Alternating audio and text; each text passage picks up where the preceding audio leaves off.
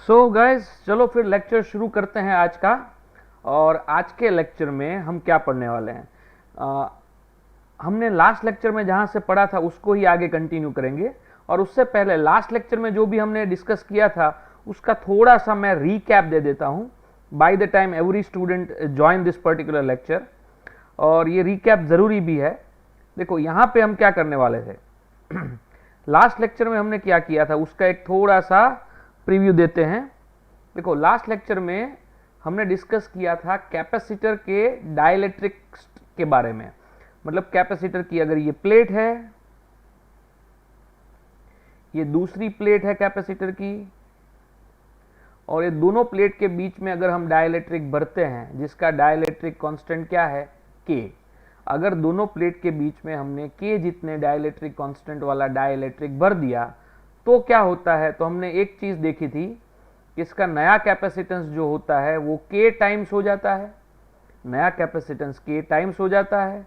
दूसरी चीज जो हमने देखी थी वो थी इसका इलेक्ट्रिक फील्ड जो होता है, वो इलेक्ट्रिक फील्ड वो क्या हो जाता है, ईओ माइनस ईपी।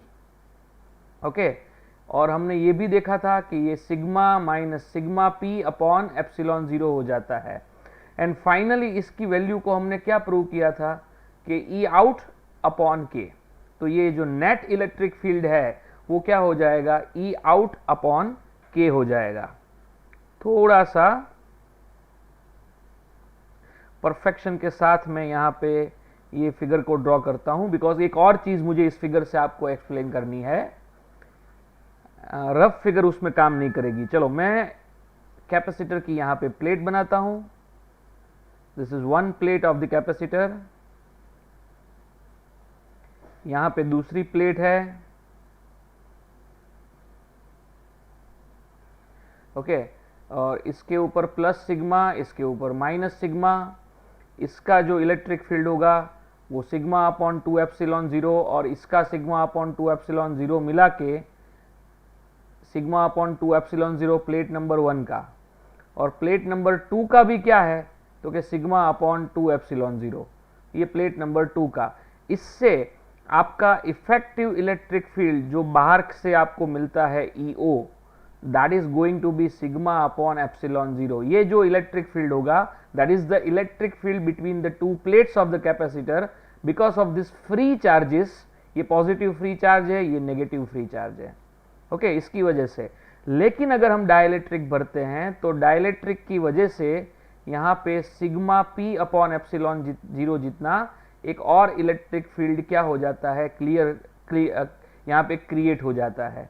और उसकी वजह से नेट इलेक्ट्रिक फील्ड जो होगा वो होगा sigma minus sigma P upon epsilon zero. और हमने इसका वैल्यू प्रूव किया था एप्सिलॉन जीरो बाई के।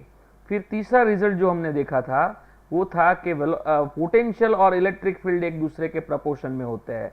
क्यों? क्योंकि हमारे पास ऐसा फॉर्मूला था V is equal to E D, where D is the distance between two plates of the capacitor, right, distance between two plates of the capacitor.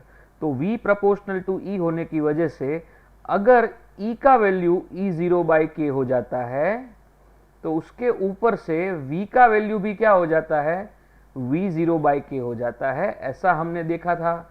साथ साथ में हमने ससेप्टिबिलिटी की बात की थी। इलेक्ट्रिक ससेप्टिबिलिटी होता है polarisation upon epsilon zero E हो जाता है, वहां पे ये नेट इलेक्ट्रिक फील्ड होता है।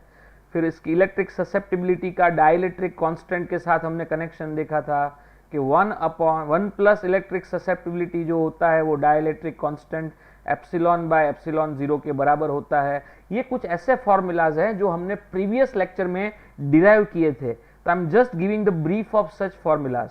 और उसके ऊपर से एक बहुत ही इंपॉर्टेंट रिजल्ट हमने डिराइव किया था, अगर आपको याद है तो, नंबर 6। कौन सा रिजल्ट था, देखो फिर से डिराइव करके दिखाता हूं क्योंकि ये बहुत लंबा चीज नहीं है। हमने ये देखा था कि E का जो वैल्यू होता है E जीरो अपॉन के होता है, राइट। और ये जो होता है basically sigma minus sigma P upon epsilon zero हो जाता है, राइट। ये रिजल्ट देखा था हमने।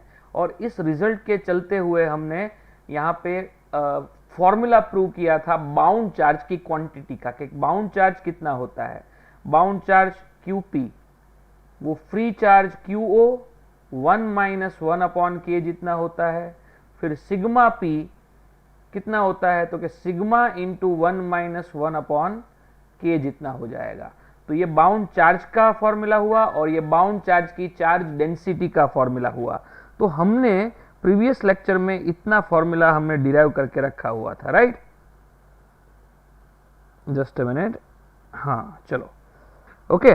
तो इतना फॉर्मूला हमने डिराइव करके रखा हुआ था। तो QP सिग्मा P, और आई थिंक ये फॉर्मूला सारा आपको दिमाग में आ गया होगा। इतना रिवीजन काफी है। अब इसके आगे हम क्या करने वाले हैं आज के लेक्चर में। यहां तक सबको क्लियर है, हाँ या ना, जल्दी से बोलो। चलो, यहां तक सबको क्लियर है कि नहीं, जल्दी से मुझे बताओ। उसके बाद हम आगे शुरू करते हैं। चलो जल्दी से।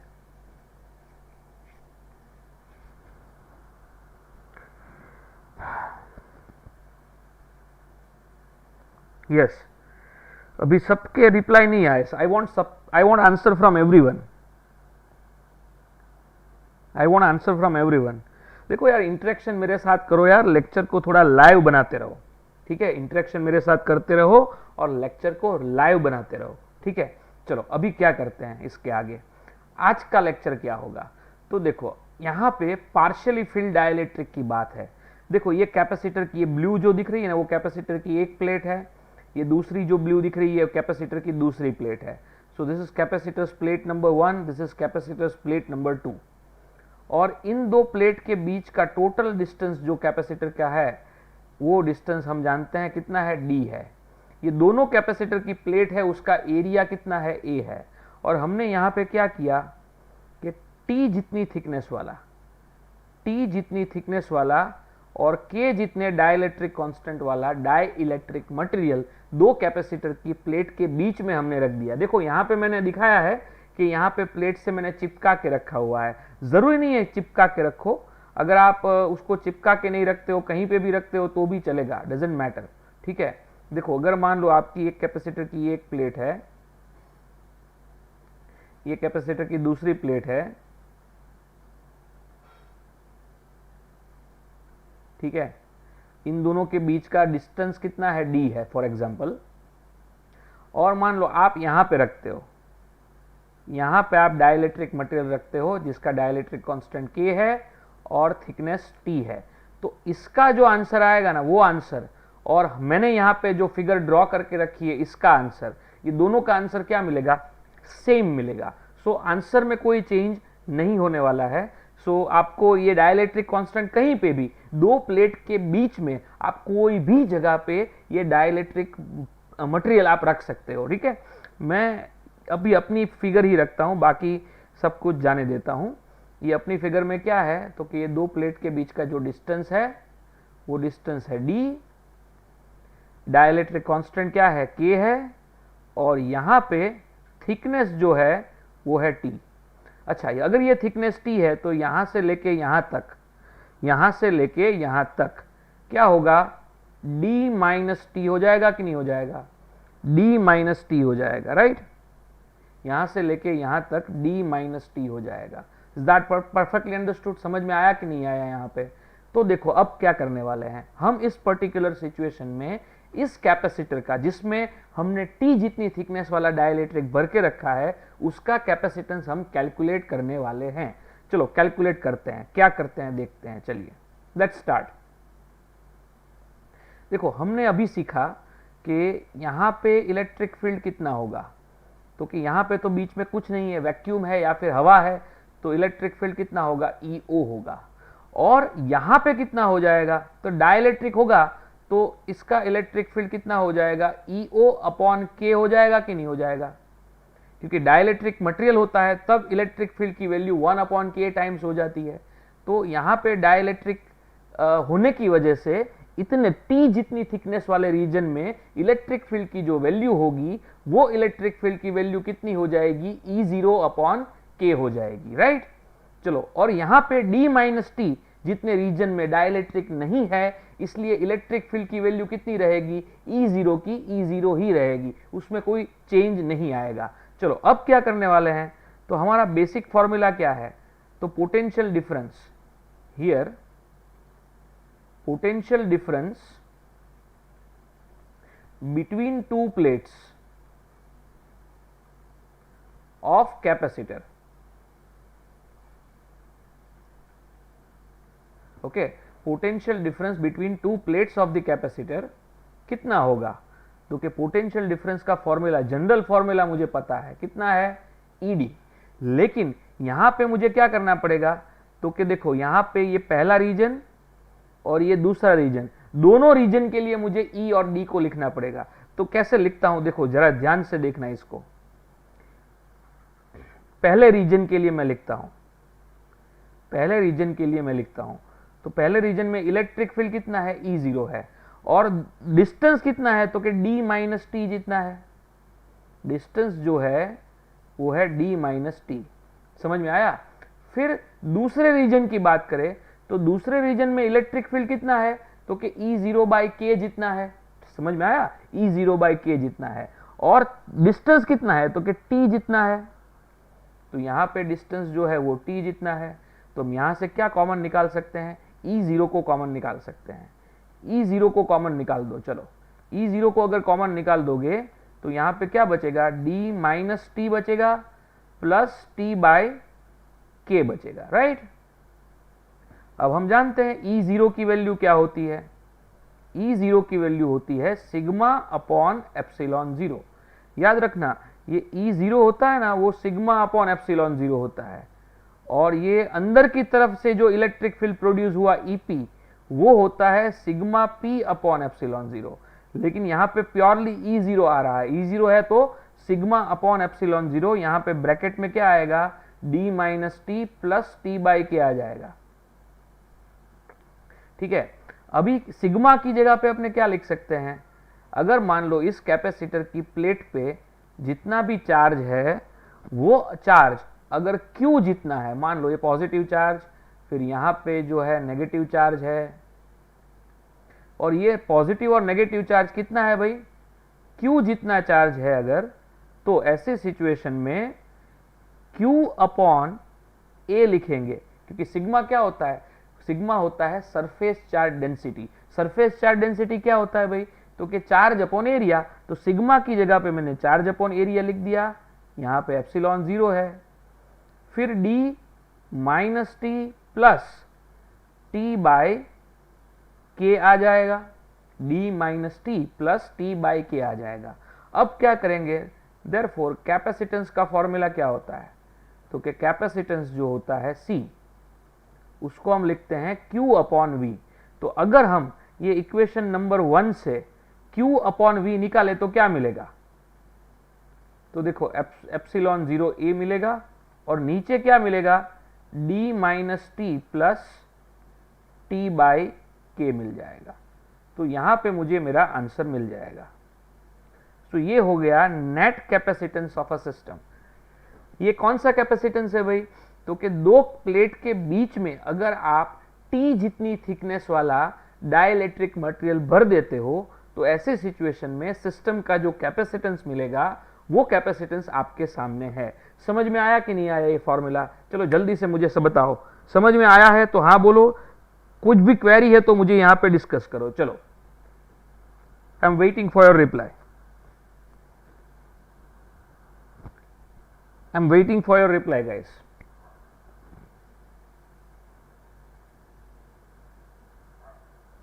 Okay, परफेक्टली समझ में आ गया ना? पक्का ना? यहां पे 8-10 लोग रिप्लाई कर रहे हैं। I want reply from everyone guys. Super, चलो जोरदार। तो यहां पे समझ में आ चुका है कि पार्शियली फील्ड डाइलेक्ट्रिक की सिचुएशन में अपना आंसर क्या होगा। अब ये जो फॉर्मूला है ना भाई, ये जो फॉर्मूला है वो आपको याद रखना है, बिकॉज हम प्रॉब्लम सॉल्विंग जब करेंगे ना, तब इस फॉर्मूला को डायरेक्टली यूटिलाइज करेंगे। ठीक है, इस प्रॉब्लम सॉल्विंग में इस फॉर्मूला को हम डायरेक्टली यूटिलाइज करेंगे। इसको पूरी प्रोसेस हम यहाँ पे जो कर रहे हैं ना वो करेंगे नहीं। तो यहाँ पे याद रखना कैसे किया, सिंपल। ये पहला स्टेप क्रूशियल होता है। पहला स्टेप कौन सा पहला स्टेप है भाई? देखो ये रहा पहला स्टेप। ओके, ये पहला स्टेप है। सिर्फ V is equal to ED से चालू करना है, वो इतना याद रखो आप। चलो मान लो कि कोई बोलता है कि सर ये एक ही तरीका है, कोई दूसरा तरीका हो तो मुझे बताओ, तो चलो मैं एक दूसरा तरीका भी बताता हूं इसका। तो दूसरा तरीका कुछ ऐसा है, देखो ध्यान से, ये मेथड 2 है,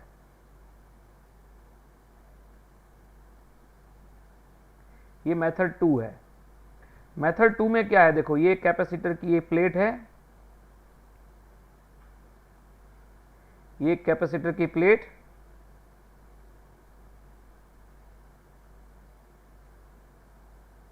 ओके, ये कैपेसिटर की दूसरी प्लेट है यहां पे,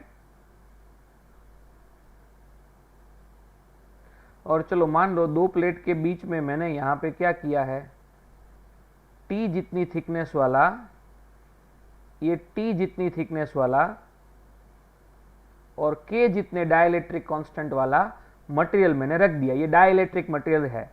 तो इतना जो थिकनेस बचा वो कितना हो गया, D माइनस टी जितना हो गया। अब इसमें यहां पे क्या बोलेंगे 1 और यहां पे 2, ये 1 जो है ना वो एक कैपेसिटर है, ठीक है, इस 1 का कैपेसिटर C1 बोलो और 2 का कैपेसिटर क्या बोलो, C2 बोलो। अब यहां से देखो ये एक कैपेसिटर की प्लेट, ये दूसरी कैपेसिटर की प्लेट, हमेशा कैपेसिटर को चार्ज करते हैं तब कैसे करते हैं, तो कि कैपेसिटर की दो प्लेट को हम क्या करते हैं, बैटरी के साथ कनेक्ट करते हैं ना।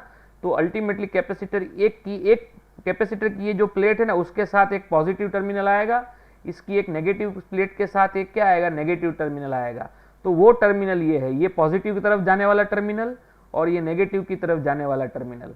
तो देखो अगर पॉजिटिव की जिस तरफ जाने वाला टर्मिनल है तो यहां पे मैं पॉजिटिव लिख देता हूं और यहां पे मैं नेगेटिव लिख देता हूं, ठीक है।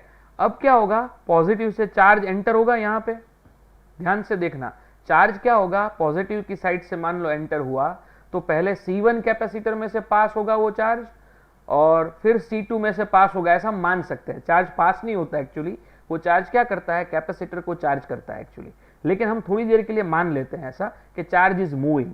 तो चार्ज कैसे मूव करेगा, तो C1 में से मूव करेगा, उसके बाद C2 में से मूव करेगा और उसके बाद यहाँ नेगेटिव एंड की तरफ चला जाएगा and finally it will can say complete the circle, right, तो कंप्लीट द सर्किट।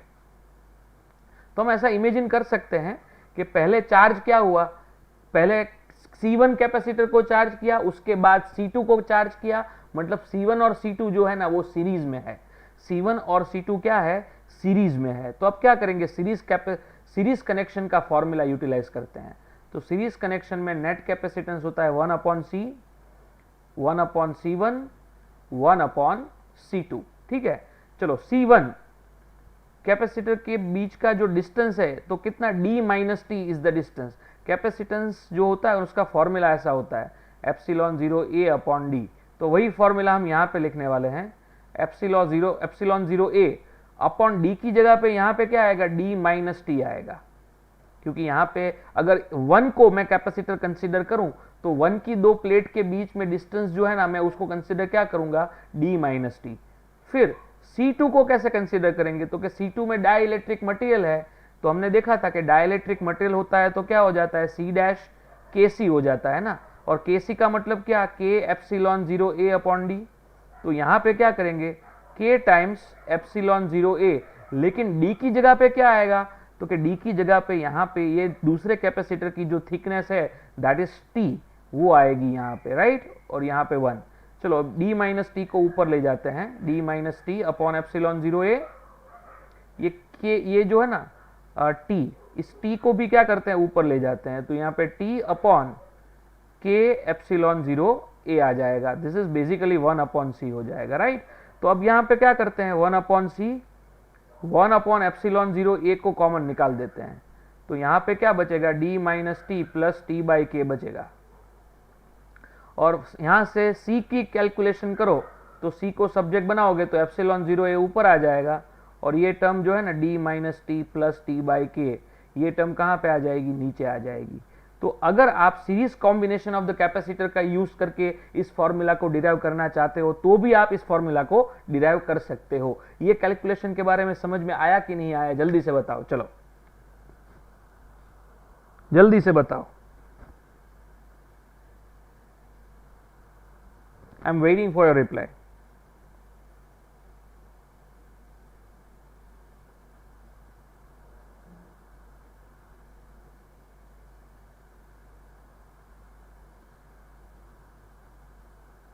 चलो चलो जल्दी से एकदम जल्दी से।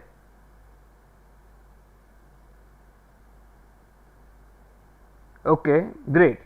चलो फिर अगर सबको समझ में आ गया है तो आगे बढ़ते हैं फिर। अब नेक्स्ट चीज क्या है, वही काम करना है, लेकिन अगर मान लो यहां पे हमने टी जितनी थिकनेस वाला कोई कंडक्टर रख दिया तो क्या होगा।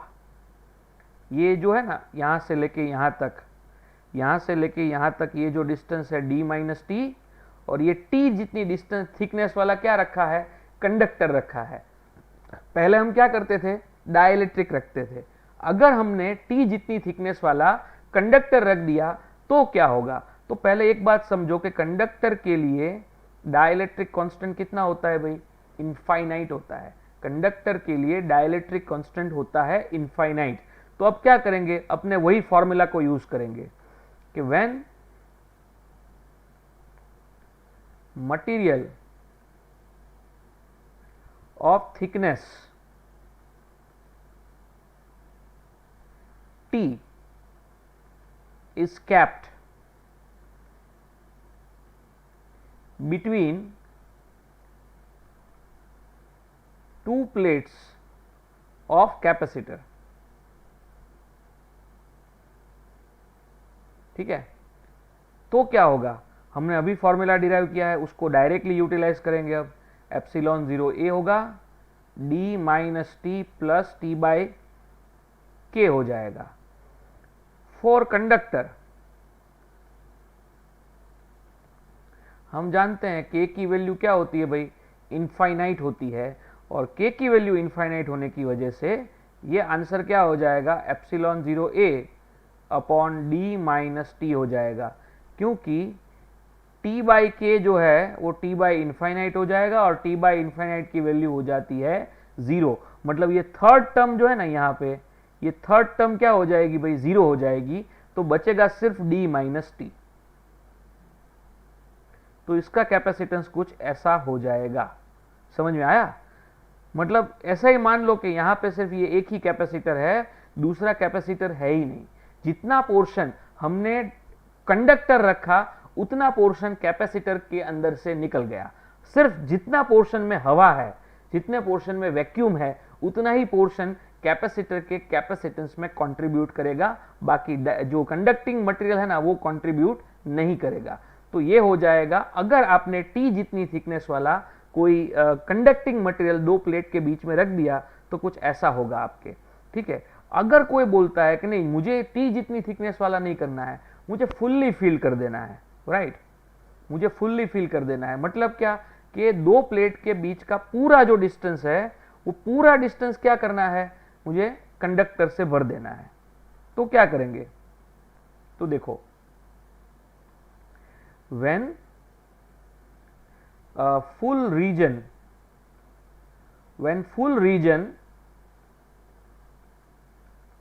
between two plates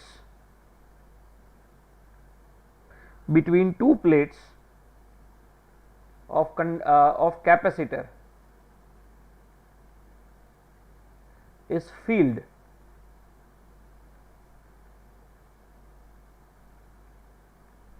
with conductor,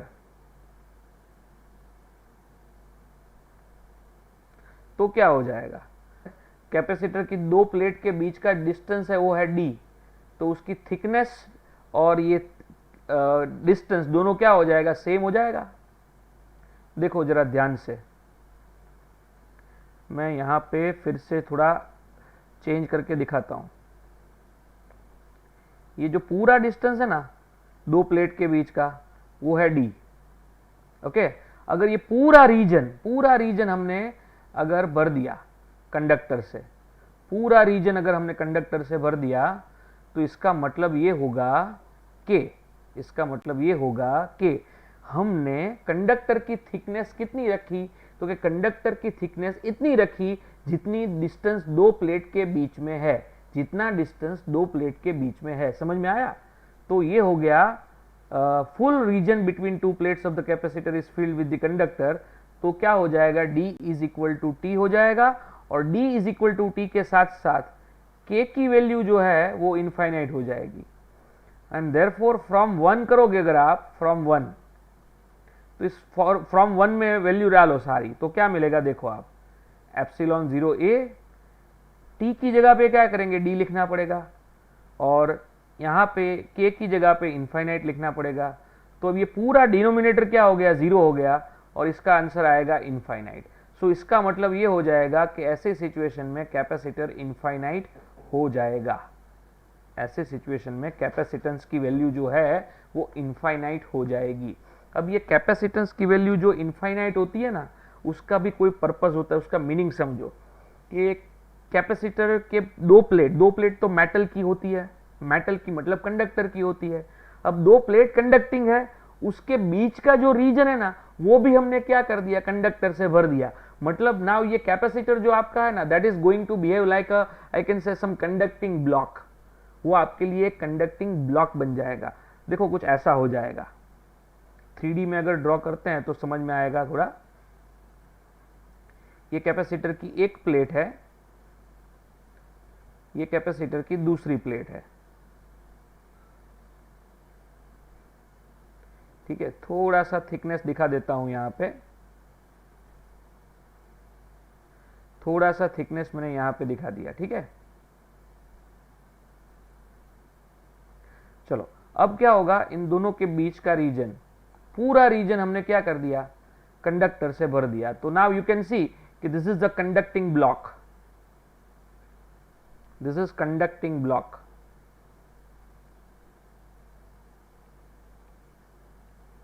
अब इसको चार्ज करने के लिए जब यहां पे आप पॉजिटिव टर्मिनल कनेक्ट करोगे और इसके साथ जब आप नेगेटिव टर्मिनल मतलब ग्राउंड करोगे इसको, तो क्या हो जाएगा, तो कि ये कंडक्टिंग ब्लॉक है और नीचे क्या है, ग्राउंड है। तो डेफिनेटली ग्राउंड के पास चार्ज को एब्सॉर्ब करने की इनफाइनाइट कैपेसिटी होती है।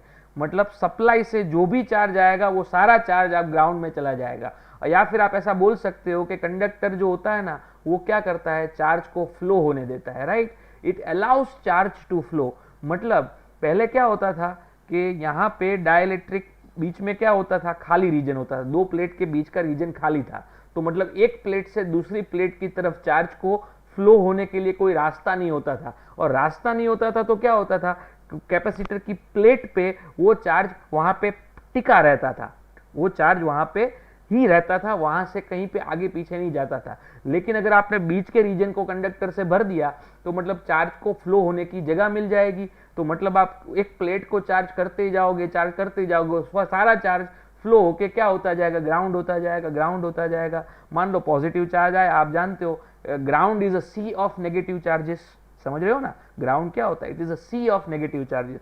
बहुत ज्यादा नेगेटिव चार्जेस होते हैं।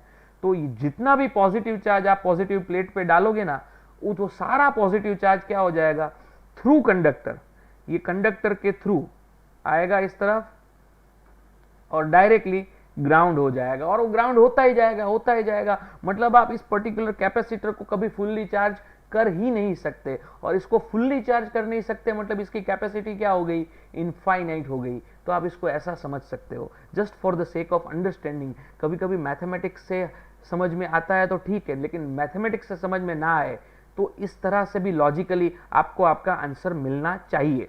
चलो आगे बढ़ते हैं। यहां तक क्लियर हो गया कि नहीं हो गया, चलो मुझे बताओ, यहां तक क्लियर हुआ कि नहीं हुआ, जल्दी से मुझे बताओ। चलो, I am waiting for your answer.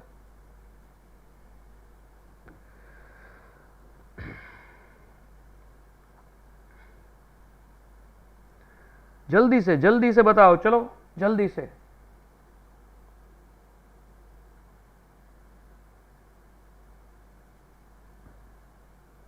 Good, very good, super, great.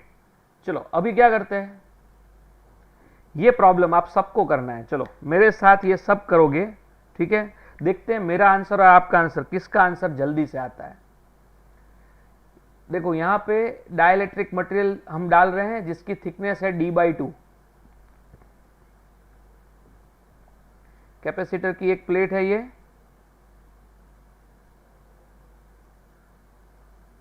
Question को रीड करो और जल्दी से कैलकुलेट करो। ये दूसरी प्लेट है कैपेसिटर की, दोनों के बीच का डिस्टेंस कितना है, तो कि d, लेकिन अब उसमें से आधा डिस्टेंस d/2 जितना डिस्टेंस किससे भर दिया हमने, डाइलेक्ट्रिक मटेरियल से भर दिया है। इतना डिस्टेंस डाइलेक्ट्रिक मटेरियल से भर दिया, मतलब ये जो थिकनेस है ना वो d/2 हो जाएगी। Total distance between the two plates of the capacitor जो है वो है d।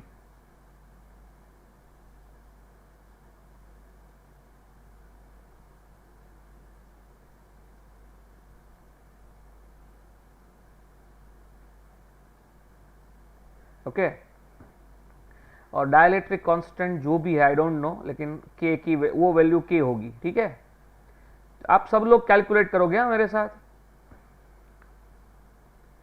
अब क्या है, तो ऐसे सिचुएशन में हियर कैपेसिटेंस का जो फॉर्मूला है हमारा epsilon 0a d minus t plus T by के हो जाता है। Okay, epsilon 0a upon D minus t plus T by के हो जाता है। और यहाँ पे बोल दिया है कि नया कैपेसिटेंस जो है ना वो 4/3 टाइम्स हो जाता है, मतलब it is 4/3 times old capacitance. और ओल्ड कैपेसिटेंस जब डाइलेक्ट्रिक नहीं भरा था तब ओल्ड कैपेसिटेंस होता है 4/3, उसके बाद ओल्ड कैपेसिटेंस क्या होता है, एप्सिलॉन 0a अपॉन डी।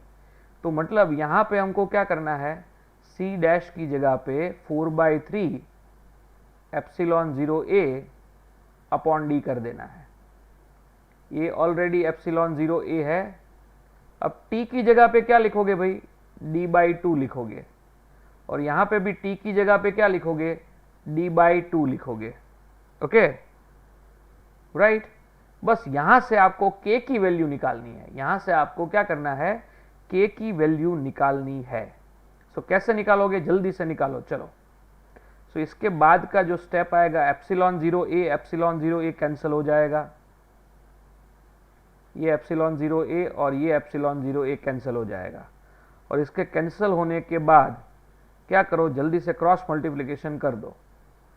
तो ये है, अभी एक स्टेप करते हैं, उसके बाद क्रॉस मल्टीप्लिकेशन करेंगे 4/3d। और यहां पे क्या होगा, d माइनस d/2 यानी d/2 प्लस d/2k। चलो अब यहां से क्रॉस मल्टीप्लिकेशन करो। क्रॉस मल्टीप्लिकेशन से क्या मिलेगा, 4 times d/2 plus d/2k is equal to क्या हो जाएगा, 3d हो जाएगा। सो यहां से कैलकुलेशन आगे बढ़ाते हैं। तो ये d/2 कॉमन निकल जाएगा, यहां पे 1 बचेगा और यहां पे 1 अपॉन k बचेगा, इज इक्वल टू 3d हो जाएगा। अब यहां से क्या हो जाता है, d भी कैंसिल हो जाएगा कि नहीं हो जाएगा, ये d और ये d भी गया, कैंसिल हो गया।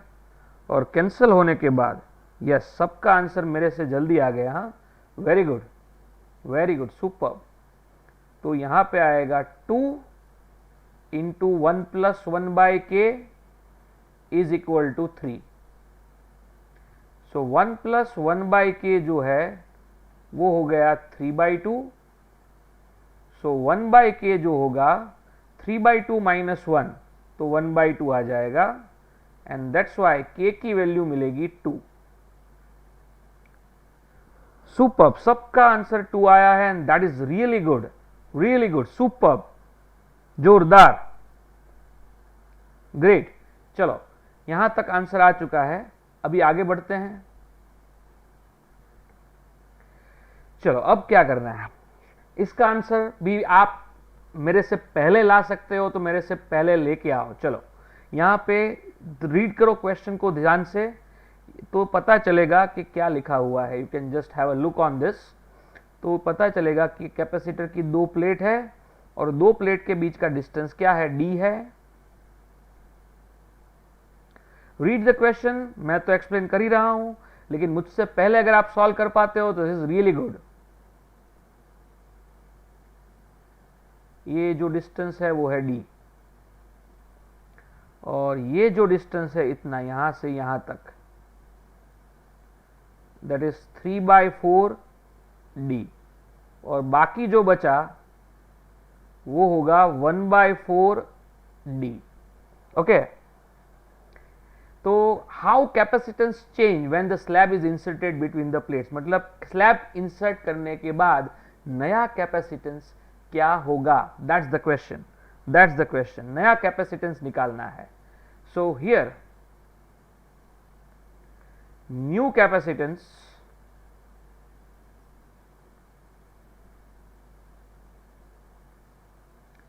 C dash is going to be epsilon 0a upon d minus t plus t by k। चलो जल्दी से वैल्यू डाल दो, अपना आंसर मिलने वाला है।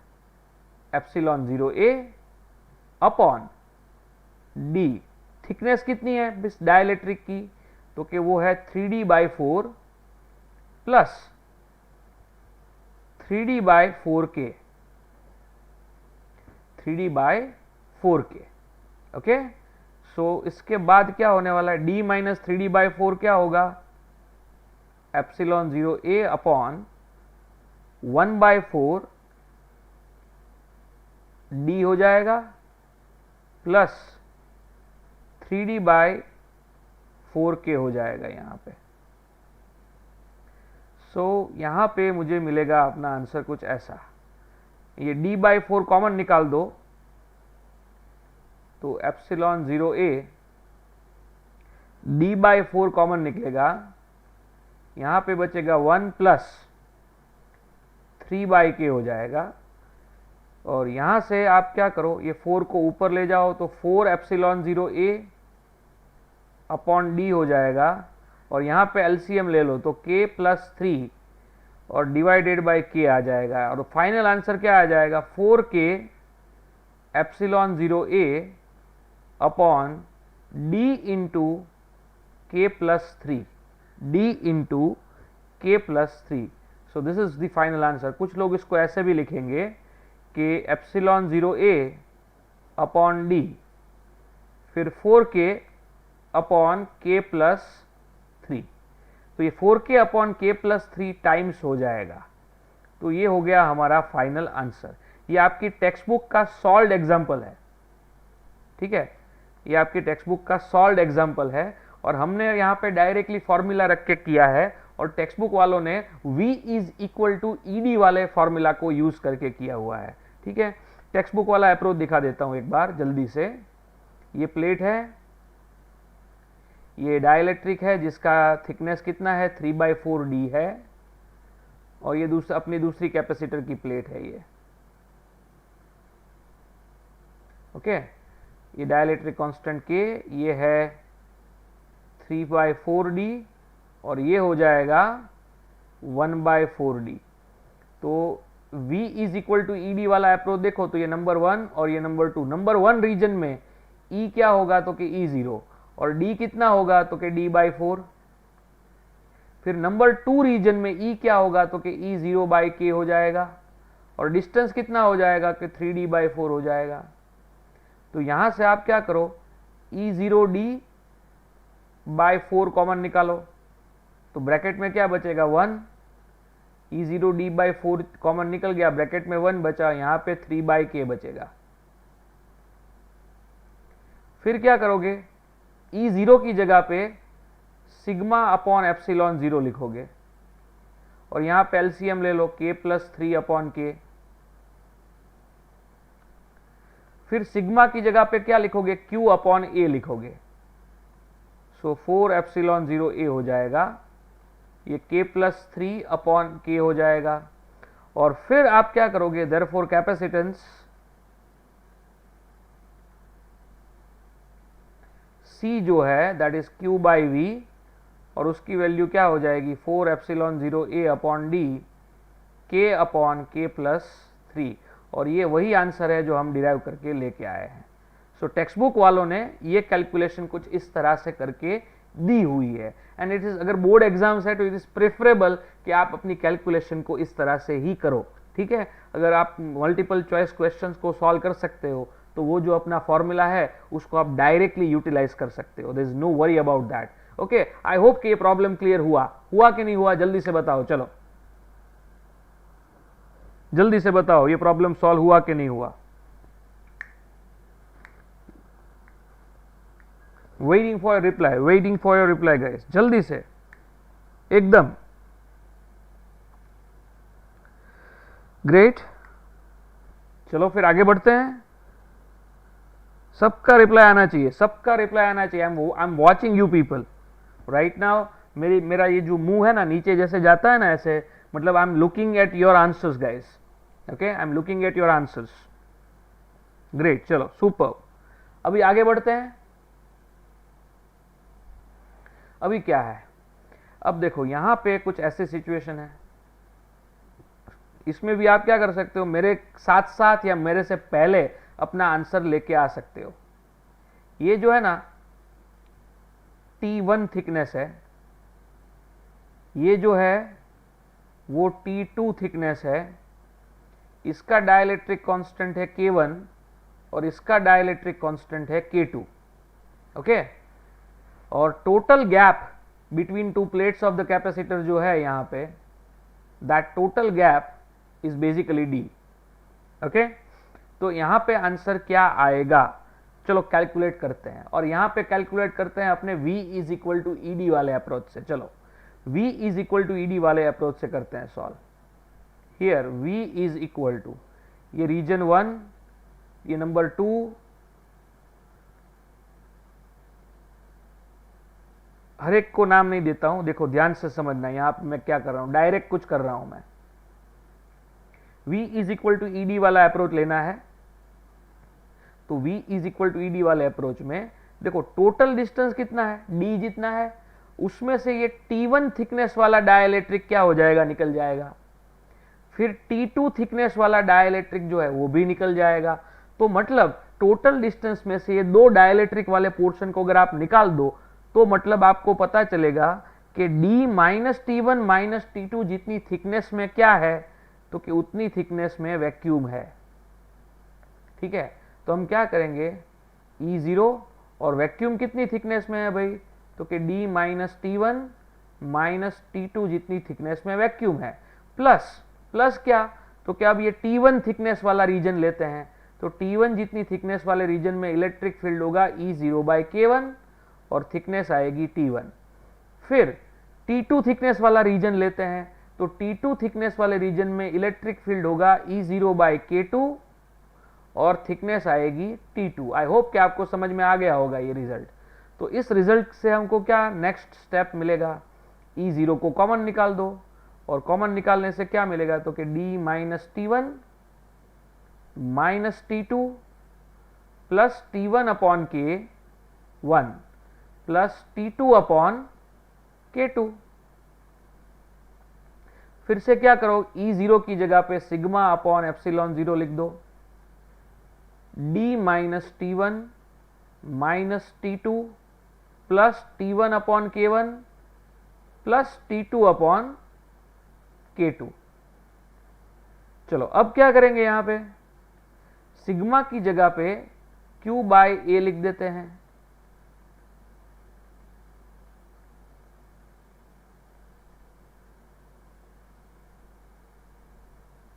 तो कुछ ऐसा हो जाएगा।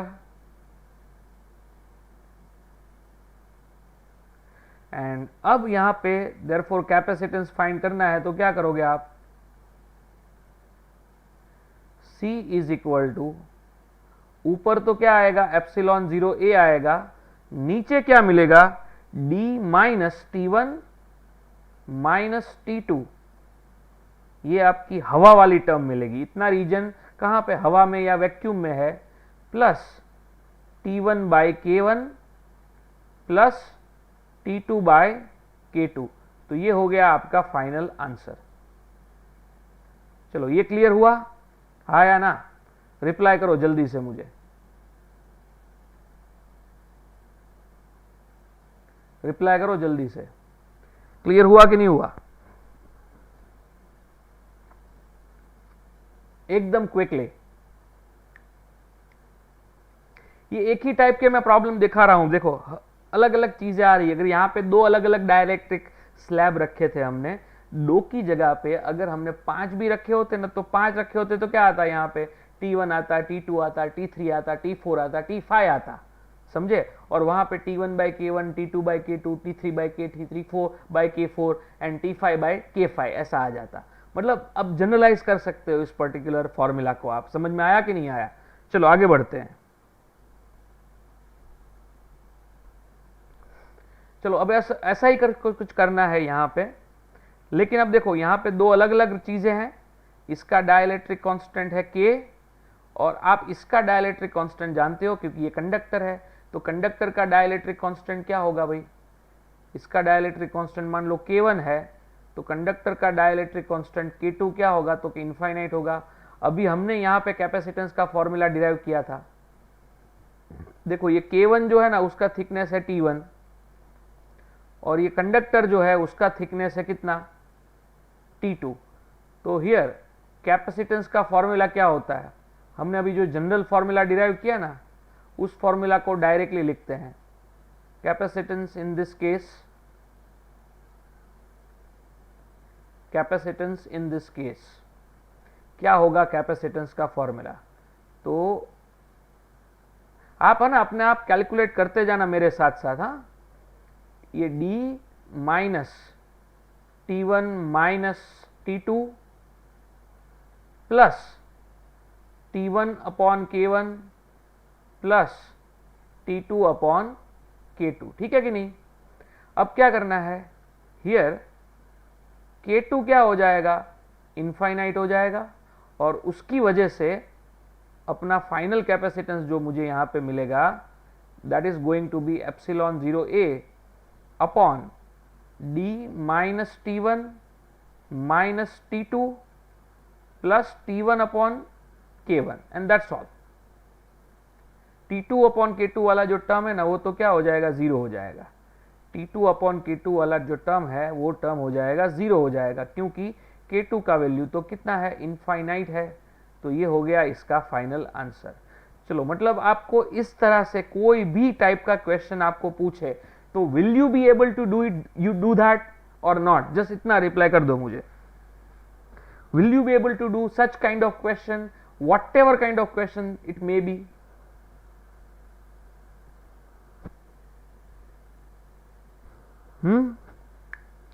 जल्दी से रिप्लाई करो।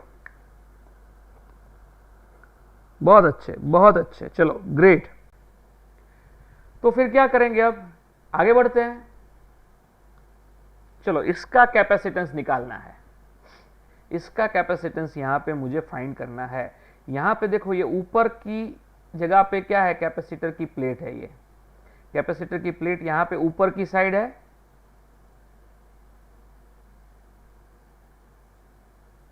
ठीक है। यहां पे कैपेसिटर की प्लेट है, एक प्लेट यहां पे है ऊपर, जैसे मैं थोड़ा हाईलाइट कर रहा हूं, देखो ध्यान से। ये ऊपर की तरफ एक कैपेसिटर की प्लेट है,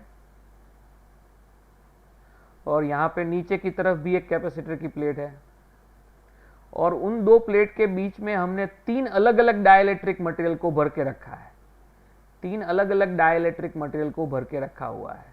अब देखो, सीधी सी बात है कि चार्ज एंटर मान लो ऊपर से होता है फॉर एग्जाम्पल, और चार्ज यहां से बाहर निकलता है फॉर एग्जाम्पल। ऊपर से एंटर हुआ और नीचे से बाहर निकला, तो कौन सा सीरीज में हुआ और कौन सा पैरेलल में हुआ, वो जस्टिफाई करने की कोशिश करो। चलो, ऊपर से चार्ज एंटर हुआ और नीचे से यहां से बाहर निकला। ऊपर से मतलब 1 से चार्ज एंटर हुआ और 2 से वो चार्ज बाहर निकला। तो देखो, 1 से चार्ज जो एंटर होगा वो पहले K1 में जाएगा, K1 जितने डाइलेक्ट्रिक कांस्टेंट वाले मीडियम में। फिर क्या होगा, यहां से ये चार्ज जो है ना, वो 2 हिस्सों में डिवाइड हो जाएगा। एक हिस्सा K2 की तरफ जाएगा, एक हिस्सा K3 की तरफ जाएगा, राइट। इसका मतलब है ये K2 जितना डाइलेक्ट्रिक वाला कैपेसिटर होगा वो कैपेसिटर, और K3 जितना डाइलेक्ट्रिक वाला जो कैपेसिटर होगा वो कैपेसिटर हम क्या कंसीडर करेंगे? यहाँ पे पैरेलल कंसीडर करेंगे। देखो, जितने भी डाइलेक्ट्रिक मटेरियल भरे हैं, यहाँ पे 3 डाइलेक्ट्रिक मटेरियल को भरा हुआ है, राइट। 3 अलग अलग मटेरियल है, तो 3 अलग अलग मटेरियल मतलब आप इसको 3 अलग अलग कैपेसिटर लेके चलो। इसको आप क्या करके चलो? तीन अलग अलग कैपेसिटर लेके चलो, तो तीन अलग अलग कैपेसिटर है तो क्या होगा देखते हैं, चलिए।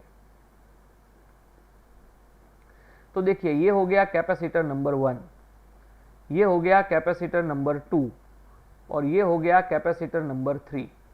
तो यहां पे देखेंगे 4 कैपेसिटर 1, देखो ये प्लेट जो है ना लंबी प्लेट है ए से लेके बी तक कैपेसिटर 1 की। इसका मतलब ये होता है, इसका मतलब ये होता है कि कैपेसिटर की ये प्लेट है ना उसका एरिया जो है वो ए, और कैपेसिटर की ये एक प्लेट यहाँ पे है वो जहाँ पे राइट कर रहा हूँ मैं, और यहाँ पे दूसरी प्लेट के बीच का जो डिस्टेंस है वो है d/2। तो यहाँ पे कैपेसिटेंस हम जो लिखेंगे ना C1, वो क्या लिखेंगे एप्सिलॉन 0a अपॉन d/2 लिखेंगे। Okay, epsilon 0a upon d/2 लिखेंगे। फिर ऐसा बोलेंगे कि 4 कैपेसिटर 2 क्या होगा, यहां पे कैपेसिटेंस होगा C2। तो यहां पे देखो ये प्लेट की जो लेंथ है ना वो आधी है, ये यहां से ए से लेके बी तक पूरा एरिया था, लेकिन यहां पे देखो इतना ही एरिया है जितना मैं हाईलाइट कर रहा हूं।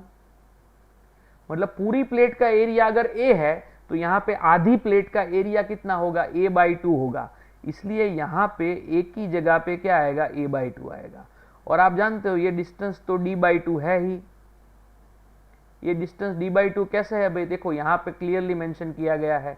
टोटल डिस्टेंस यहां पे कितना है, ये जो है वो d है, और उसमें से ऊपर वाला जो डिस्टेंस है वो d/2 है, तो नीचे वाला भी डिस्टेंस क्या होगा, d/2 ही होगा। तो उसकी वजह से ये कैपेसिटर का कैपेसिटेंस क्या मिला, d/2 मिला। और 4 कैपेसिटर 3 क्या होगा, तो C3। तो C3 में भी उतना ही है, देखो इतना प्लेट है जितना मैं हाईलाइट कर रहा हूं, मतलब आधी प्लेट है तो उसका एरिया भी आधा होगा, और एरिया आधा होने की वजह से यहां पे मैं a/2 लिखूंगा, और नीचे आप d/2 लिखोगे, d/2 यहां पे d/2 है भाई।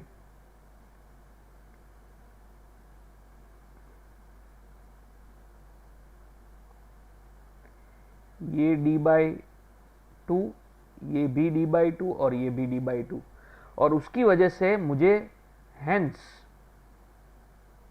कैपेसिटेंस C1 कितना मिला, तो कि twice epsilon 0a upon d मिला। C2 कितना मिला, तो कि एप्सिलॉन 0a अपॉन d मिला। एंड C3 कितना मिला, तो कि एप्सिलॉन 0a अपॉन d मिला। यहां तक समझ में आया, क्योंकि ये एक बहुत क्रूशियल स्टेप्स है, उसके बाद तो बहुत इजी है। C1 C2 C3 कैसे निकाला वो समझ में आया कि नहीं आया, इतना मुझे बता दो, चलो इतना मुझे बता दो तो मैं इससे आगे बढ़ता हूं। अदरवाइज यहां पे अगर कुछ भी प्रॉब्लम है तो आस्क मी, मैं एक और बार इसको एक्सप्लेन करूंगा, डोंट वरी अबाउट दैट।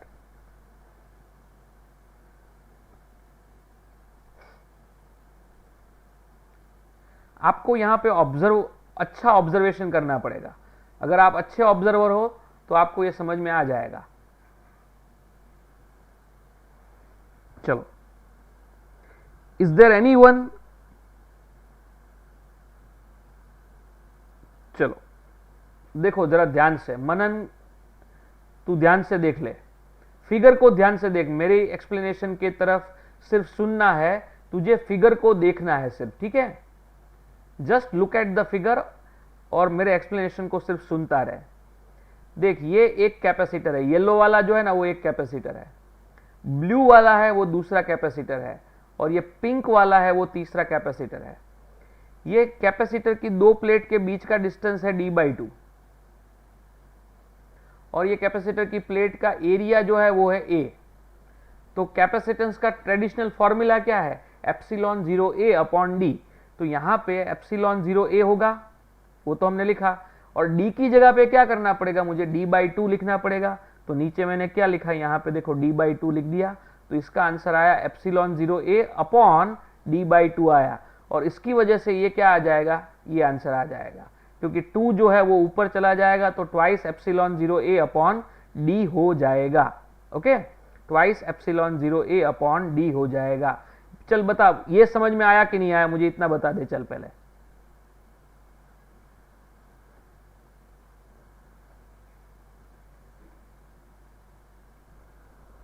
चल जल्दी से बता दे मुझे इतना।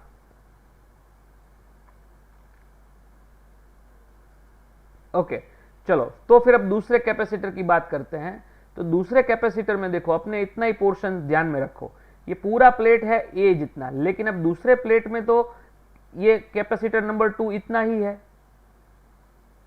सिर्फ इतना पोर्शन, ठीक है ना।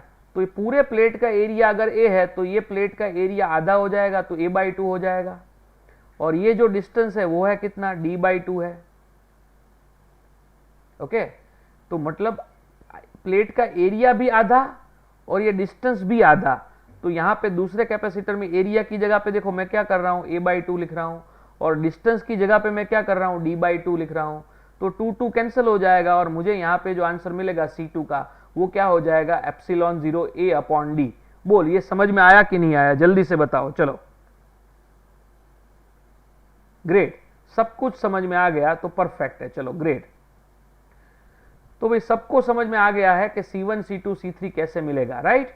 चलो अब C1 C2 C3 हमने निकाल दिया है। अब जरा ध्यान से देखो, यहां पे मैंने जैसे बोला वैसे, यहां पे क्या है सिचुएशन कि चार्ज एंटर होता है ऊपर से, चार्ज एंटर होगा ऊपर से ऐसे।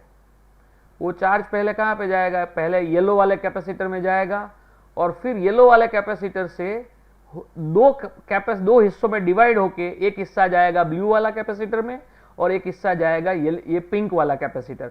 मतलब ये K2 और K3 में क्या होता है, चार्ज का डिवीजन हो जाता है। और याद रखना, जब चार्ज का या करंट का जहां पे डिवीजन होता है ना, वहां पे पैरेलल कॉम्बिनेशन होता है। तो इसका मतलब ये हुआ कि ये कैपेसिटर नंबर 2 और ये कैपेसिटर नंबर 3, ये दोनों क्या है, पैरेलल कॉम्बिनेशन में है। तो हम क्या करेंगे, यहाँ पे 2 और 3 का पैरेलल कॉम्बिनेशन लेते हैं। तो हम बोलेंगे सबसे पहले कि here capacitors with capacitance C2 and C3 are in parallel, और ये पैरेलल में है, therefore their net capacitance कितना आएगा, therefore their net capacitance कितना आएगा। so that net capacitance को मैं नाम देता हूं C23, और पैरेलल कॉम्बिनेशन होता है तो उसमें क्या करेंगे, डायरेक्टली ऐड करेंगे C2 प्लस C3। याद रखना, रेजिस्टेंस जो होता है ना, रेजिस्टेंस में सीरीज पैरेलल कॉम्बिनेशन के जो भी फॉर्मूला हमने सीखे हैं, वो फॉर्मूला से यहाँ पे कुछ उल्टे फॉर्मूला होंगे। रेजिस्टेंस में क्या होता है, सीरीज कॉम्बिनेशन में R1 प्लस R2 आता है, यहाँ पे पैरेलल कॉम्बिनेशन में C1 प्लस C2 आता है, राइट। तो इसके हिसाब से पैरेलल कॉम्बिनेशन के लिए C2 प्लस C3 करेंगे। तो C2 प्लस C3, C2 की वैल्यू है ε0a अपॉन d, C3 की वैल्यू है ε0a अपॉन d। तो मतलब यहाँ पे ये दोनों का पैरेलल कॉम्बिनेशन जो है, वो पैरेलल कॉम्बिनेशन का आंसर आएगा ट्वाइस ε0a अपॉन d। ये हो गया मेरा इक्वेशन नंबर 1, ये हो गया मेरा इक्वेशन नंबर 1, ठीक है कि नहीं। चलो अब ये जो पैरेलल कॉम्बिनेशन है ना 2 और 3 का जो पैरेलल कॉम्बिनेशन है, वो पैरेलल कॉम्बिनेशन ये 1 के साथ क्या है, सीरीज में है। क्योंकि मान लो, चलो इन पैरेलल कॉम्बिनेशन कर दिया, पैरेलल कॉम्बिनेशन से मैंने यहां पे क्या कर दिया, एक सिंगल कैपेसिटर बना दिया, एक ऊपर, ध्यान से देखना यहां पे,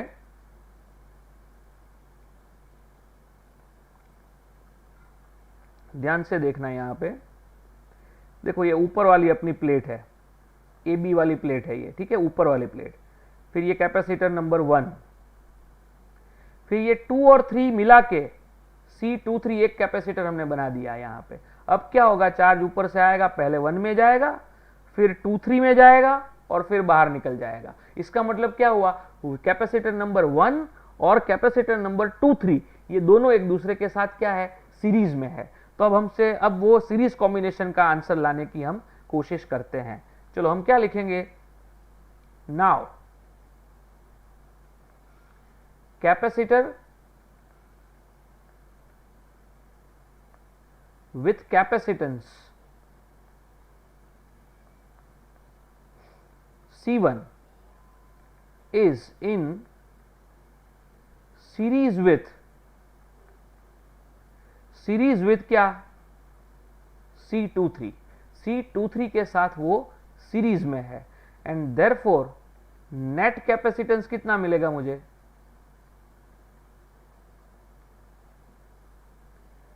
1/C वाला फॉर्मूला लगेगा यहां पे 1/C1 प्लस 1/C23। जब सीरीज में होता है तब इनवर्स का एडिशन होता है। तो C1 की जगह पे अपने क्या लिखेंगे, तो C1 की वैल्यू हमने ऑलरेडी निकाल के रखी हुई है, देखो कितनी है, twice epsilon 0A upon D जितनी है। तो हम यहाँ पे C1 की जगह पे twice epsilon 0A upon D है, राइट। फिर C23 की वैल्यू कितनी है, देखो जरा ध्यान पे, अरे एक मिनट, हाँ अपने गलती क्या की, बोलो, एक गलती कर दी। देखो हमने यहाँ पे डाइलेक्ट्रिक को कंसीडर नहीं किया। यहाँ पे C1 में क्या आएगा, K1 आएगा, C2 में K2 आएगा और C3 में K3 आएगा भाई, ठीक है। तो यहाँ पे अपना आंसर चेंज हो जाएगा, डाइलेक्ट्रिक को कंसीडर करना ही भूल गए भाई। चलो फिर से यहाँ पे वापस आ जाओ, जहाँ पे मैं अभी डिलीट कर रहा हूँ ना, वहाँ पे वापस आ जाओ।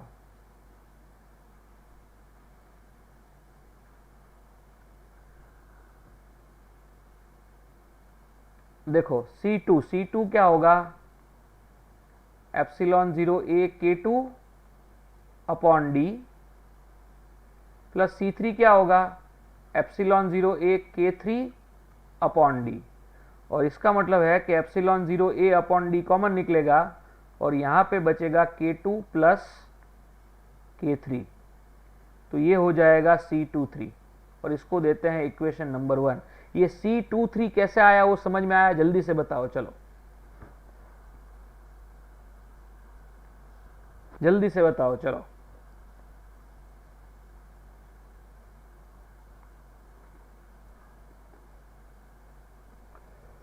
देखो कैपेसिटर का कैपेसिटेंस जो होता है ना, वो होता है एप्सिलॉन 0A अपॉन डी, लेकिन अगर डाइलेक्ट्रिक भरा हुआ है तो एप्सिलॉन 0A के साथ क्या मल्टीप्लाई हो जाता है, K मल्टीप्लाई हो जाता है, और इसका मतलब हो जाएगा एप्सिलॉन 0AK अपॉन डी हो जाएगा। इसलिए मैंने यहाँ पे C1 में K1 मल्टीप्लाई किया, C2 में K2 मल्टीप्लाई किया और C3 में K3 मल्टीप्लाई किया।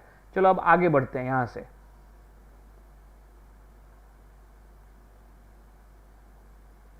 तो देखते हैं इसमें क्या होगा। अब यहाँ पे फिर से पूरा करते हैं, देखो now C1 is in series with C23 और उसकी वजह से देयरफॉर नेट कैपेसिटेंस कितना मिलेगा, उसकी वजह से नेट कैपेसिटेंस कितना मिलेगा, 1/C1 और यहाँ पे आएगा 1/C23। चलो वैल्यू डाल देते हैं, तो ये हो जाएगा twice epsilon 0A K1 upon D आएगा। फिर यहाँ पे नीचे क्या आ जाएगा, C23 की वैल्यू देखो क्या है, तो कि C23 की वैल्यू है epsilon 0A upon D K2 plus K3,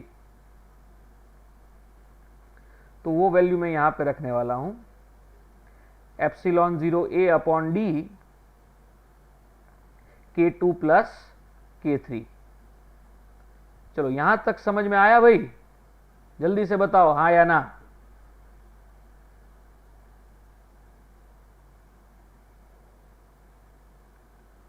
अब क्या होगा, D upon twice epsilon 0A K1 plus D upon epsilon 0A K2 plus K3, okay, epsilon 0A K2 plus K3। चलो अब क्या करेंगे, यहां पे एलसीएम निकाल देते हैं,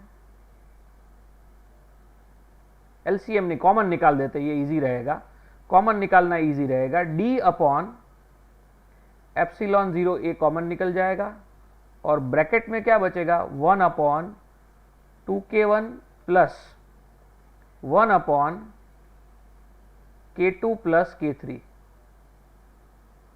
ओके,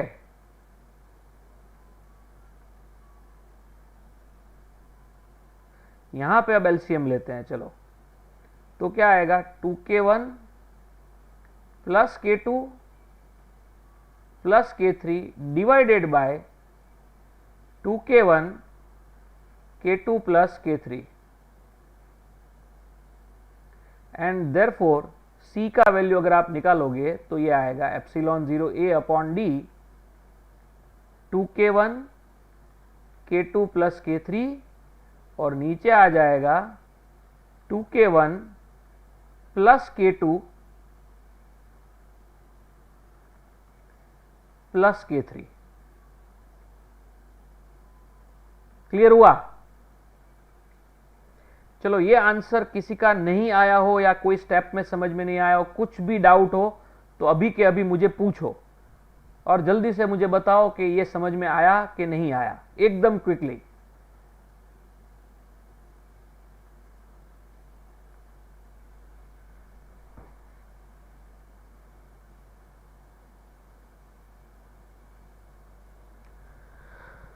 एकदम क्विकली मुझे बताओ, चलो जल्दी से।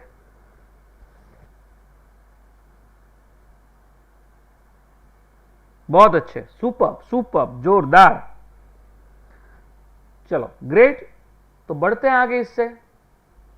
अब ये बहुत ही इंटरेस्टिंग चीज है, बहुत ही इंटरेस्टिंग चीज है। देखो यहां पे कैपेसिटर समझ लो या फिर 3 प्लेट समझ लो। ये मेटल की 3 प्लेट है, पहली प्लेट, दूसरी प्लेट और तीसरी प्लेट, और तीनों 3 प्लेट के ऊपर चार्ज डिफाइन कर दिया गया है Q1, Q2 and Q3। Okay, अब यहां पे उसकी करना क्या है, तो find the resulting charge distribution on the 6 surfaces. देखो ये सरफेस को बोलते हैं A, B, C, D, ये सरफेस है E और ये सरफेस है F। तो मुझे A, B, C, D, E और F, ये जो 6 सरफेस है, वो हर एक सरफेस पे कितना चार्ज होगा, वो चार्ज की मुझे कैलकुलेशन करनी है। ठीक है, तो कैसे कैलकुलेशन करेंगे, तो देखो यहां पे मैं जो बता रहा हूं ना, उसको ध्यान से देखो। अभी कुछ लिखना है तो लिखना बंद कर दो, मेरे साथ अगर कोई लिख रहा है तो डोंट डू दैट, सिर्फ यहां पे उसको फोकस करो कैसे मैं इसको डिराइव करता हूं।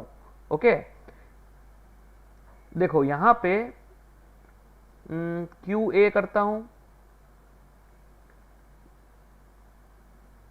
यहां पे QA करता हूं, यहां पे QB करता हूं, QC, QD, QE और QF। मान लेता हूं QA, QB, QC, QD, QE, QF, ये सारे चार्जेस है ये 6 सरफेस पे। जिस 6 सरफेस पे हमको कैलकुलेट करना है ना चार्ज को, वो चार्जेस यहां पे है QA, QB, QC, QD, QE and QF।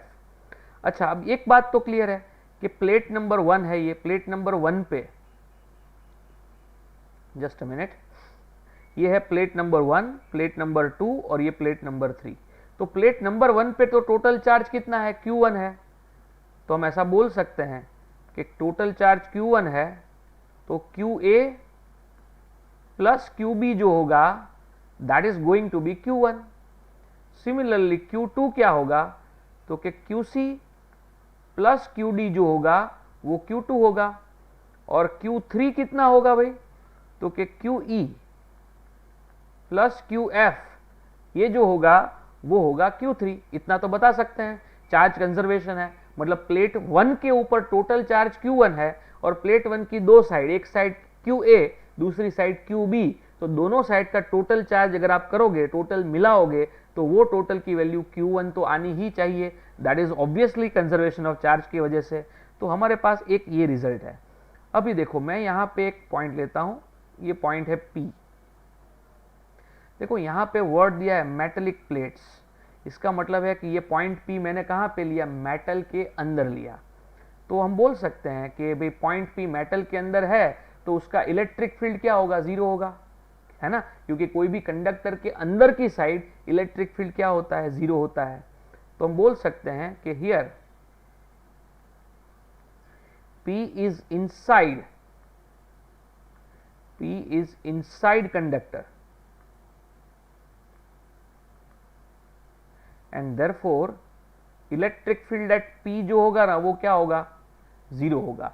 चलो इलेक्ट्रिक फील्ड एट P किसकी वजह से होगा, तो कि ये QA की वजह से होगा, QB की वजह से होगा, QC की वजह से होगा, QD की वजह से होगा, QE की वजह से होगा, QF की वजह से होगा। और हमने एक चीज सीखी हुई है कि QA, QB, QC ये सब जो चार्ज है ना उसकी वैल्यू मुझे पता नहीं है, और जब वैल्यू पता ना हो, टाइप पॉजिटिव है कि नेगेटिव है ऐसा पता ना हो, तो हम क्या करते हैं, हम हमेशा पॉजिटिव लेके चलते हैं। तो जरा ध्यान से देखना, थोड़ा साइड में इसको मैं दिखाता हूं। पहले देखो यहां पे पॉइंट हमारा है P, इस पॉइंट पे यहां पे QA चार्ज है, राइट। अब आप जानते हो कि अगर QA चार्ज को पॉजिटिव चार्ज कंसीडर करें तो उसका जो इलेक्ट्रिक फील्ड होगा that is always moving away from positive charge. तो QA की वजह से P पॉइंट पे इलेक्ट्रिक फील्ड जो मिलेगा वो इस तरफ मिलेगा, हॉरिजॉन्टल डायरेक्शन में, राइट हैंड साइड, ओके। लेकिन ये QB की बात करें तो इलेक्ट्रिक फील्ड मुझे इस तरफ मिलेगा, क्योंकि it is always moving away from positive charge. तो अब देखो, अब यहां पे QC की बात करते हैं, QC में क्या होगा, तो QC से भी क्या होगा, लेफ्ट हैंड साइड मिलेगा, मूविंग अवे। फिर QD की बात करते हैं तो QDC भी कैसा मिलेगा, लेफ्ट हैंड साइड ही मिलेगा, मूविंग अवे। तो इसका मतलब यहां पे है कि QA की वजह से मुझे राइट हैंड साइड में मिल रहा है, और बाकी सारे चार्जेस की वजह से ये जो इलेक्ट्रिक फील्ड होगा वो इलेक्ट्रिक फील्ड किस तरफ होगा, लेफ्ट साइड होगा। इतना समझ में आया कि नहीं आया, पहले मुझे इतना बताओ। चलो यहां पे मुझे पहले इतना बताओ कि आपको इतना समझ में आया कि नहीं आया, राइट क्यों हुआ और लेफ्ट क्यों हुआ। रीजन सिंपल है, moving away from positive charge होने की वजह से QA की वजह से राइट में और बाकी सारे चार्ज की वजह से लेफ्ट में। जल्दी से बताओ, चलो एकदम जल्दी से। तो अब क्या करेंगे, ये देखो मेटलिक प्लेट्स है, प्लेट्स मतलब शीट, पॉजिटिवली चार्ज शीट, और पॉजिटिवली चार्ज शीट की वजह से इलेक्ट्रिक फील्ड का फॉर्मूला होता है sigma upon twice epsilon zero. ये हम ऑलरेडी डिराइव करके रखे हुए हैं। तो यहां पे क्या होगा, sigma net upon twice epsilon zero is equal to zero हो जाएगा। सिग्मा नेट क्या होता है भाई, तो कि नेट चार्ज अपॉन एरिया होता है। इसका मतलब यहां पे क्या हो गया, नेट चार्ज की वैल्यू मुझे जीरो मिलेगी।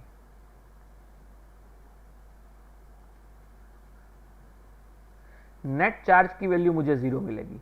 तो नेट चार्ज कितना होगा, तो कि QA होगा, इसकी वजह से इलेक्ट्रिक फील्ड पॉजिटिव डायरेक्शन में, मतलब राइट हैंड साइड में है, और बाकी सारे चार्ज की वजह से electric field left hand side में होने की वजह से बाकी सारे चार्ज को क्या लिखेंगे, माइनस लिखेंगे। QB, QC, QD, QE और QF, ये सारे चार्ज माइनस हो जाएंगे and that is going to be zero. ये हो जाएगा Q नेट।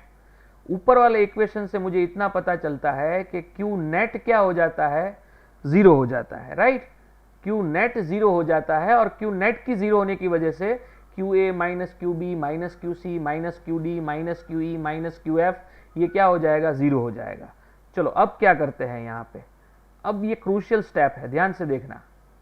QA को मैं ऐसे ही रखता हूं, QB को मैं क्या लिखता हूं, देखो यहां पे इक्वेशन नंबर 1, इसको इक्वेशन नंबर 2 बोलते हैं और इसको इक्वेशन नंबर 3 बोलते हैं। तो इक्वेशन नंबर 1 से QB की वैल्यू क्या होगी, तो वो होगी Q1 माइनस QA। फिर QC ऐसे ही रखो। QD की वैल्यू इक्वेशन 2 से निकालते हैं, तो वो क्या होगी, तो वो होगी Q2 माइनस QC। फिर क्या आया, QE को ऐसे ही रखते हैं, लेकिन QF की वैल्यू निकालते हैं। तो QF की वैल्यू इक्वेशन 3 से क्या होगी, तो Q3 माइनस QE हो जाएगा and that is going to be zero, that is going to be zero. तो यहां से क्या पता चलेगा, देखो सिंप्लीफाई करते हैं इसको जरा। तो QA minus Q1 plus QA minus QC minus Q2 plus QC minus QE minus Q3 plus QC, sorry QE, ये QE है लास्ट वाला, इज इक्वल टू 0। अब जितना कैंसिल होता है वो कैंसिल कर देते हैं। देखो QE कैंसिल हो जाएगा, फिर यहां पे QC कैंसिल हो जाएगा और बचेगा क्या, तो कि ट्वाइस QA बचेगा, माइनस Q1 बचेगा, माइनस Q2 बचेगा, माइनस Q3 बचेगा, इज इक्वल टू क्या हो जाएगा, 0 हो जाएगा। और इसके 0 होने की वजह से अपने ऐसा बोल सकते हैं कि ट्वाइस QA ये क्या हो जाएगा, Q1 plus Q2 plus Q3 हो जाएगा, right. Q1 plus Q2 plus Q3 हो जाएगा। और यहां से देखो ये 2 जो है ना, उसको अपने क्या करते हैं, Q1 Q2 और Q3 के नीचे लेके आ जाते हैं डायरेक्टली। तो यहां पे एक स्टेप को मैं थोड़ा सा शॉर्ट कर रहा हूं, यहां से 2 निकल जाएगा और ये 2 कहां जाएगा, तो कि Q1 Q2 और Q3 के नीचे चला जाएगा। तो ये Q1 Q2 Q3 के नीचे चला गया 2, तो मतलब मुझे QA की वैल्यू मिल चुकी है। So I got the value of QA। और यही इंटरेस्टिंग चीज है, देखो ध्यान से। अब मुझे यहां पे ये प्लेट्स फिर से बनानी पड़ेगी। ये पहली प्लेट है, फिर ये दूसरी प्लेट है,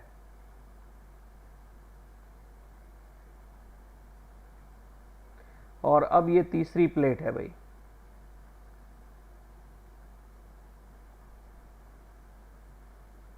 ठीक है, और यहां पे क्या होता है, QA होता है, यहां पे QB होता है, QC, QD, QE और QF।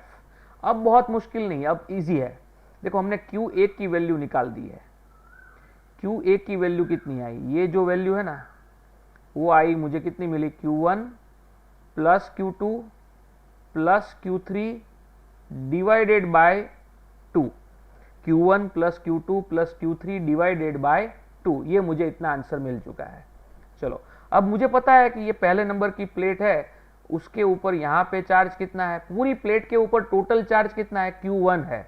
तो अब ये QB को कौन सी वैल्यू होनी चाहिए, what is the value of QB, so that ये QA और QB का एडिशन क्या होना चाहिए, Q1 होना चाहिए। तो QB की वैल्यू जो देखो मैं लिख रहा हूं यहाँ पे, QB की वैल्यू कुछ ऐसी आएगी, Q1 minus Q2 minus Q3 upon 2। अब ध्यान से देखो, Q2 कैंसिल हो गया, Q3, इसको दोनों को ऐड करोगे ना, जब आप ये पहली वैल्यू को ऐड करोगे और ये दूसरी वैल्यू, ये पहली और दूसरी दोनों वैल्यू को जब आप ऐड करोगे ना, तो इसका एडिशन डायरेक्टली Q1 मिलेगा। देखो ध्यान से देखो, Q1 मिलेगा कि नहीं मिलेगा, वेरीफाई करके मुझे बोलो। चलो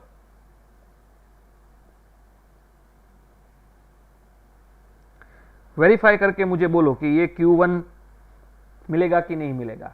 देखो Q2 कैंसिल हो जाता है, प्लस और माइनस ले लिया मैंने, Q3 कैंसिल हो जाएगा, तो पहली टर्म में Q1/2 बचेगा, दूसरी टर्म में भी Q1/2 बचेगा, तो Q1/2 प्लस Q1/2 मिलके क्या हो जाएगा, Q1 हो जाएगा। अब इंटरेस्टिंग बात क्या है पता है, कि यहां पे जो भी चार्ज होगा, मान लो यहां पे पॉजिटिव चार्ज है, तो ये पॉजिटिव चार्ज अपने आप क्या करेगा, इस जगह पे नेगेटिव चार्ज को इंड्यूस करेगा। ठीक है, ऐसा इंड्यूस चार्ज का कंसेप्ट हमने पहले से पढ़ा हुआ है। ये पॉजिटिव चार्ज क्या करेगा, नेगेटिव चार्ज को इंड्यूस करेगा। तो मतलब ये QC की जो वैल्यू होगी ना, वो QB से एग्जैक्टली ऑपोजिट होगी, क्योंकि QB अगर पॉजिटिव है तो QC क्या होगा, नेगेटिव। वैल्यू वही रहेगी, लेकिन सिर्फ क्या हो जाएगा, नेगेटिव हो जाएगा।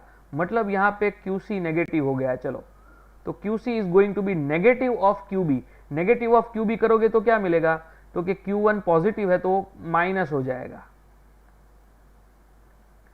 Q2 प्लस हो जाएगा, Q3 प्लस हो जाएगा, डिवाइड बाय क्या मिलेगा, 2 मिलेगा। तो ये QC की वैल्यू हो गई।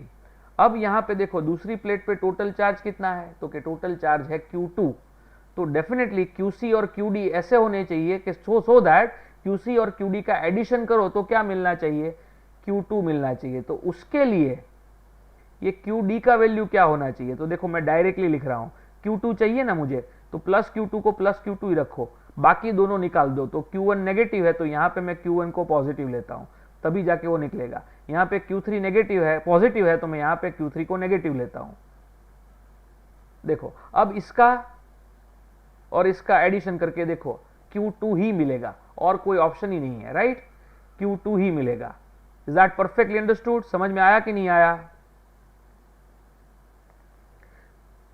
चलो अब क्या करेंगे,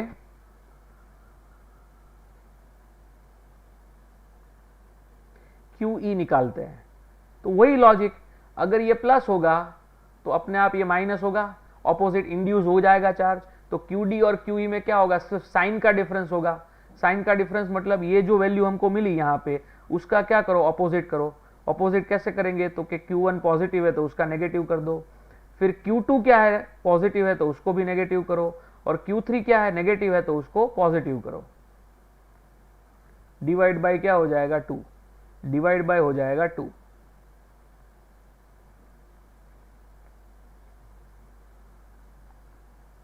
चलो अब लास्ट, अब QE है, इसका टोटल चार्ज, तीसरी प्लेट का टोटल चार्ज कितना है, Q3 है।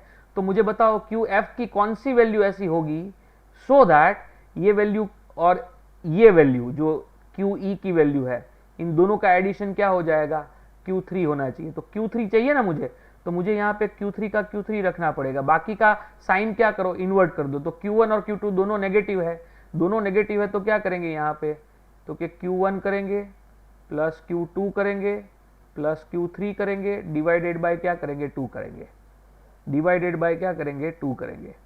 फिर से मैं लिखता हूं, जरा ध्यान से देखना, यहां पे मुझे क्या करना है, QE की वैल्यू ऐसी चूज करनी है, QE की वैल्यू है मेरे पास, और QF की वैल्यू मुझे ऐसी चूज करनी है कि QF और QE का एडिशन क्या मिले, मुझे Q3 मिले। तो उसकी वजह से यहां पे Q1, यहां पे Q2, यहां पे Q3, इस तीनों का एडिशन डिवाइड बाय क्या करना चाहिए, डिवाइड बाय 2 करना चाहिए। तो डिवाइड बाय 2 करने से ये क्या हो जाएगा, Q3 हो जाएगा। आप चेक करना है तो करो कि इन दोनों का एडिशन जो है ना वो Q3 हो जाएगा। So is that perfectly understood, QA, QB, QC, QD, QE और QF सारी वैल्यू मैंने यहां पे देखो निकाल ली। समझ में आया कि कैसे ये सारी वैल्यू निकाली मैंने। अब यहां पे इंटरेस्टिंग चीज क्या है, देखो कि यहां पे जस्ट अ मिनट, यहां पे देखो ये पहली प्लेट है, पहली प्लेट का आउटर पार्ट और ये लास्ट प्लेट का आउटर पार्ट, वो दोनों में चार्ज कितना आया, सेम आया। देखो ये Q1 plus Q2 plus Q3 by 2 है, तो यहां पे भी क्या आया, Q1 plus Q2 plus Q3 by 2 आया।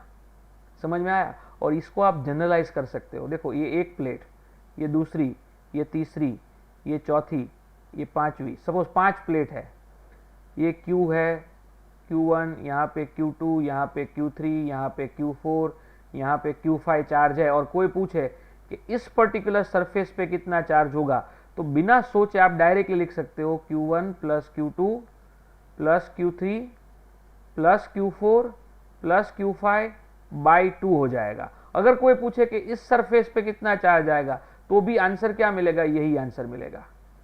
समझ में आया? ये उसका स्टैंडर्ड रिजल्ट हो गया, standard result. Is that perfectly clear? कोई क्वेरी है तो मुझे बताओ। चलो कोई क्वेरी है तो मुझे बताओ, यहां पे कोई क्वेरी है तो मुझे बताओ। चलो जल्दी से,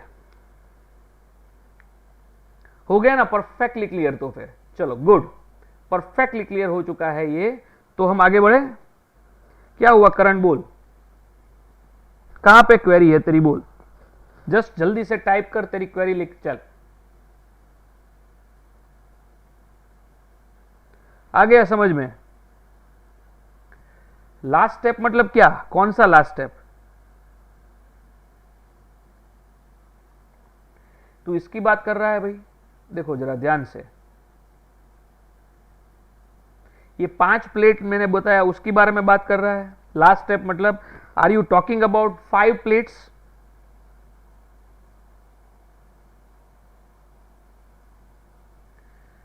तो देख यहाँ पे सिर्फ इतना याद रखना है, अगर 5 प्लेट हो, 10 प्लेट हो, 15 प्लेट हो, कितनी भी प्लेट हो, अगर आपको पूछे कि पहली प्लेट के आउटर सरफेस पे, देखो ये पहली प्लेट है कि नहीं, ये पहली प्लेट है, तो पहली प्लेट का आउटर सरफेस हुआ ये नंबर 1, तो पहली प्लेट के आउटर सरफेस पे कितना चार्ज मिलेगा, तो कि सारी प्लेट का जो टोटल चार्ज होगा वो टोटल करो, Q1 plus Q2 plus Q3 plus Q4 plus Q5, और डिवाइड बाय कितना करना है 2, यहाँ पे 5 प्लेट है तो डिवाइड बाय 5 करना है, एवरेज नहीं लेना है, हमेशा डिवाइड बाय 2 ही करना है। ओके, अगर n प्लेट्स है तो क्या करोगे, Q1 plus Q2 up to Qn divide by n करोगे। देखो ध्यान से, उसको मैं एक बार और यहाँ पे जल्दी से बता देता हूं मैं। देखो ये पहली प्लेट है, फिर यहाँ पे दूसरी प्लेट है ये, फिर यहाँ पे तीसरी प्लेट है ये, और ऐसे करते करते करते मान लो ये nth प्लेट है, प्लेट नंबर n। पहली प्लेट के ऊपर Q1 चार्ज है, दूसरी प्लेट के ऊपर Q2 है, तीसरी प्लेट के ऊपर Q3 है, चौथी प्लेट के ये nth प्लेट के ऊपर Qn है, ये नंबर 1 है, ये नंबर 1। कोई पूछे कि what is the charge on number 1, तो क्या करना पड़ेगा, तो कि Q1 plus Q2 so on, कहां तक जाओ, Qn तक जाओ, डिवाइड बाय क्या करोगे, 2 करोगे। यहां पे भी इस पर्टिकुलर सरफेस पे भी कितना चार्ज आएगा, तो कि इतना ही चार्ज आएगा। समझ में आया कि नहीं आया? चलो यहां तक हो गया है अभी हमारा। अभी क्या है इसके आगे, चलो इसके आगे है ना, अपने क्या करेंगे बाद में बात करेंगे, आज का लेक्चर यहीं तक रखते हैं, ठीक है।